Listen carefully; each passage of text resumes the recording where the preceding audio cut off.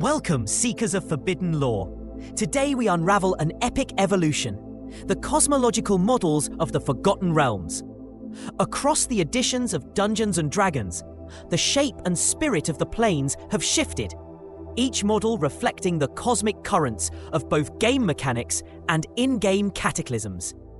Let's journey through the Great Wheel, the World Tree, and the World Axis. Our story begins with the Great Wheel, the foundational cosmology of advanced Dungeons & Dragons, 1st and 2nd edition. Here, the multiverse is envisioned as a vast, concentric system, with the prime material plane at the center, encircled by ethereal and elemental realms, and further surrounded by the iconic outer planes, all arranged by moral and ethical alignments. In the Great Wheel, the transitive planes, the astral and ethereal, enable travel between the material, the inner planes, elements and energies, and the outer planes, where gods and exemplars of alignment dwell. Think of it as a cosmic onion, each layer bringing fresh metaphysical possibilities for high-level adventures and planar politics. Perhaps the most defining feature of the Great Wheel is the alignment-based organization of the outer planes. Lawful good Mount Celestia, chaotic evil Abyss, and everything in between. Each outer plane reflects a philosophical principle. Planescape would later make this even more vivid, canonizing Sigil and the Outlands at the Wheel's center, an eternal crossroads of the multiverse. Notably, the Great Wheel also hosted para- and quasi-elemental planes, smoky, icy, radiant, or dusty intersections of elemental power. These obscure transitional planes are great places for unusual adventures or secrets about the raw architecture of existence. Demiplanes too could emerge from this system, finite worlds spawned by magic, will, or deific accidents. The Great Wheel's structure allowed the gods of many worlds to mingle. In early Realms lore, Torril's deities feuded and negotiated with gods from Earth and Krynn. The use of crystal spheres and the phlogiston also enabled crossover between worlds, especially in Spelljammer and Planescape campaigns, an era when barriers between campaign settings were delightfully thin. With the advent of 3rd edition, Forgotten Realms lore was shaken. The World Tree model arose, mostly supplanting the Great Wheel in Faerun. This new representation was prompted by both meta-narrative changes, a shift in the D&D cosmology, and in-universe events such as major deific struggles and planar discoveries. The World Tree model introduced the image of a majestic cosmic tree whose roots, trunk, and branches connected the various planes of existence. Rather than being organized by alignment, the outer planes were grouped into celestial, fiendish, and neutral categories, reflecting a shift away from strict moral correspondence toward pantheon-centric organization. The inner planes, the elemental and energy planes, remained, but with notable structural tweaks. Access was now via the astral plane, not the ethereal, subtly changing how planar travel and magic like astral projection or plane shift functioned in play and narrative. The World Tree itself was a planar shortcut, permitting rare mythic travel between the celestial planes, but only at the sufferance of the tree's mysterious will. This echoes world myths like Yggdrasil, lending an epic mythopoetic resonance to planar journeys in the realms. Other unique features appeared, such as the River of Blood, a fiendish counterpart to the Styx, winding through most evil planes, and special planes like Sinashore, a divine meeting hall accessible only to deities. The Fugue plane took on great importance as an afterlife crossroads, reflecting the realm's close connection between mortal fate and divine politics. The World Tree model also upgraded the Plane of Shadow from a demiplane to a full-fledged parallel plane, reinforcing its utility as both a shortcut across the world and a bridge to alternate realities. The presence of the Shadow plane foreshadowed the later emergence of the Shadowfell. However, the World Tree model was not to last forever. The spell plague of 1385 DR, a metaphysical cataclysm, fractured the planar structure. The elemental and energy planes merged into the chaotic elemental chaos. The ethereal plane was destroyed, and the world tree itself ceased, ushering in the world axis cosmology as the 4th edition era dawned.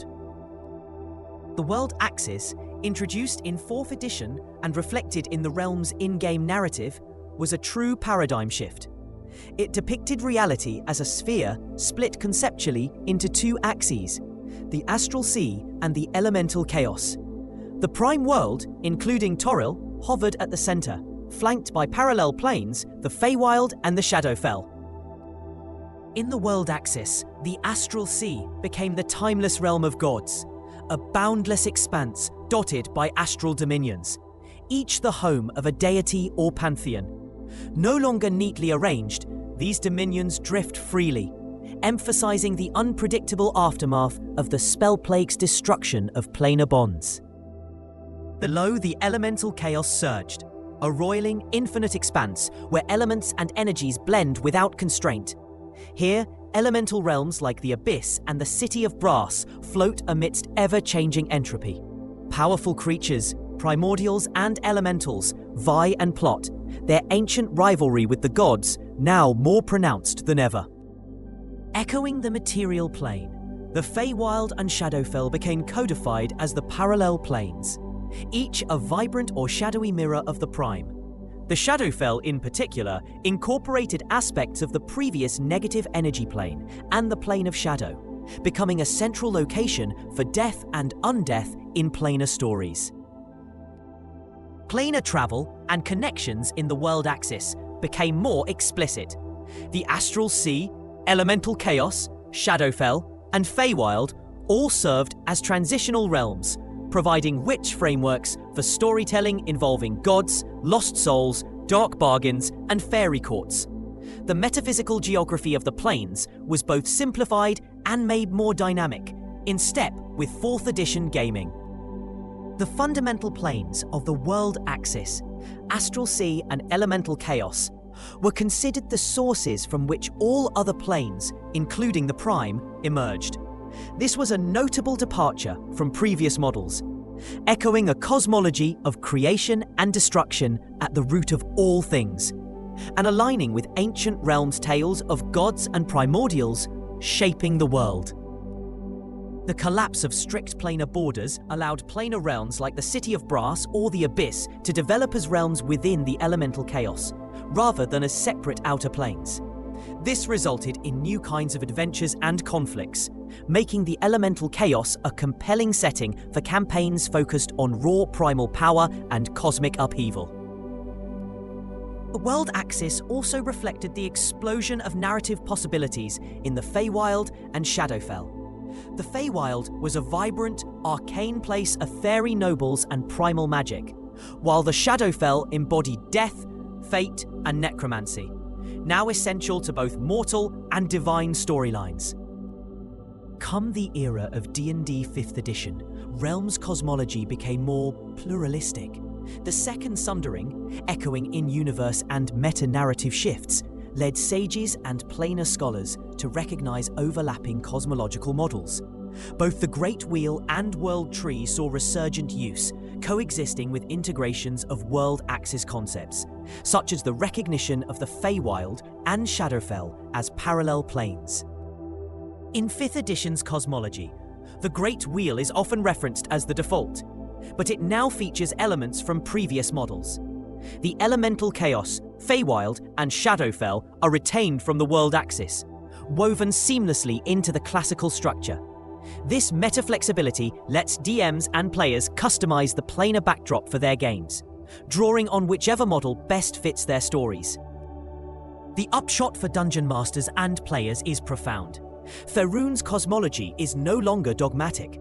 Planar sages in the realms might debate which model is true, with each having explanatory power. This is a powerful hook for storylines involving research into long-lost magical traditions, forbidden portals, or the recovery of knowledge from a time before spell plague.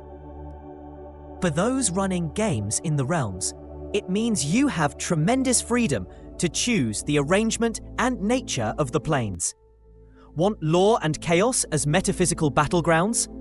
Embrace the Great Wheel. Prefer a mythic world tree approach, redolent with symbolism? Use the world tree. Craving primordials, astral empires, and raw elemental chaos? The world axis awaits.